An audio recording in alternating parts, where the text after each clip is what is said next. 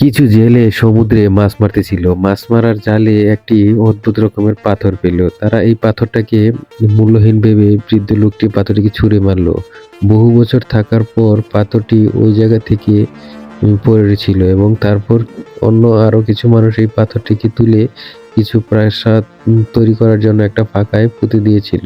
তারপর এভাবে ৫০০ বছর থাকার পর যখন ওই জায়গাতেই পাথরটি ওইভাবেই ছিল। একদিন একটি দরিদ্র মেয়ে ওয়াল বেয়ে রাজার ছেলেকে দেখতে উঠতেছিল এবং মেয়েটির পা সেই পাথরটির উপরেই ছিল, যে পাথরটি ৫০০ বছর ধরে ছিল। সেখানে রাজার ছেলেকে দেখে সে ভয় পেয়ে সেখান থেকে সেই পাথর সহ নিচে পড়ে যায় এবং পাথরটি নিচে পড়ে সেখানে ভেঙে যায় কিছু অংশ। তারপর সে মেয়েটি এই পাথরটিকে নিয়ে বাড়ি যায়। পাথরটি খুবই আকর্ষণীয় ছিল। মেয়েটি বাড়িতে আসার পর পাথরটিকে সুন্দর করে পরিষ্কার করতেছিল। পরিষ্কার করার ফাঁকেই তার ওই পাথরের মটকার মুখ ভেঙে যায় এবং সেখান থেকে বিশাল বড় এক দৈত্য বা জিন বের হয় আর কি।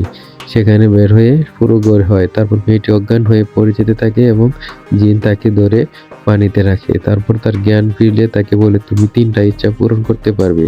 মেয়েটি সাথে সাথে দেরি করেনি, বলে ফেলে যে আমি রাজার ছেলেকে বিয়ে করতে চাই।